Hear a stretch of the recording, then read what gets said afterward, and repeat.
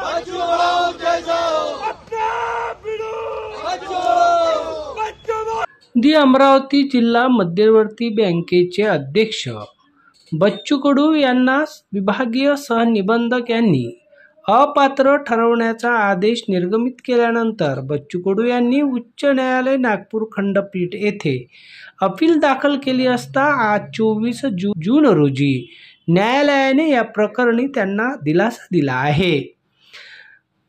माजी राज्यमंत्री बच्चू कडू यांनी मोजरी येथे शेतकऱ्यांची कर्जमाफी व दिव्यांगांच्या हक्कासाठी अन्नत्याग आंदोलन सुरू केले होते। बच्चू कडूंच्या अन्नत्याग आंदोलनानंतर 13 मे रोजी विभागीय सहनिबंधक अमरावती यांनी नाशिकच्या एका प्रकरणी न्यायालयाने दिलेल्या शिक्षेला अनुसरून बच्चू कडू यांना अपात्र ठरवण्याचा आदेश निर्गमित केला होता। 13 मे रोजी दिलेला आदेश जवळपास 1 महिन्यानंतर बाहेर आला। हा आदेश करत असताना विभागीय सहनिबंधक यांच्या कारवाईवर अनेक प्रश्नचिन्ह निर्माण करण्यात आले होते। याच दरम्यान बच्चू कडू यांनी विभागीय सहनिबंधक अमरावती यांच्या आदेशाला आव्हान करत उच्च न्यायालयात अपील दाखल केली होती। उच्च न्यायालयाचे एकल न्यायाधीश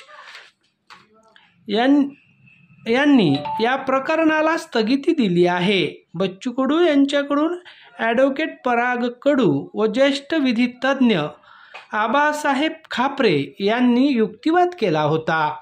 तुर्तास बच्चू कडू दी अमरावती जिल्हा मध्यवर्ती बँकेच्या अध्यक्षपदावर कायम आहेत। या संदर्भात बच्चू कडू यांनी काय प्रतिक्रिया नोंदवल्या त्या जाणून घेऊ। दिलेली आहे विभागीय निबंधकाने जी एक पार्टी म्हणून आणि सत्तेचा दबाव तंत्र आणि सूट भावनेतून दिलेला निर्णय त्याला शेतकरी मजूर दिव्यांग बांधवाच्या आशीर्वादानं न्यायदेवतेनं आमच्यासोबत न्याय केला, त्यांना मानाचा मुजरा अर्पण करतो।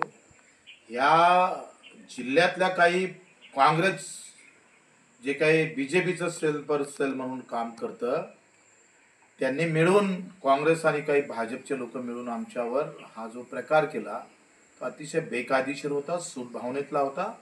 आंदोलन करूच नये अशा भावनेतून दिलेला निर्णय आज न्यायदेवतेनं हाणून पाडलेला आहे। आम्ही सत्याची बाजू जिंकली आहे, सत्ता हारलेली आहे आणि म्हणून त्यांचा आभार मानतो। वकील साहेबांचं, माझे संचालक, सगळ्या संचालक मंडळीचा आहे ते ठामपणे आमच्यासोबत उभे राहिले, त्यांचे आभार मानतो। धन्यवाद।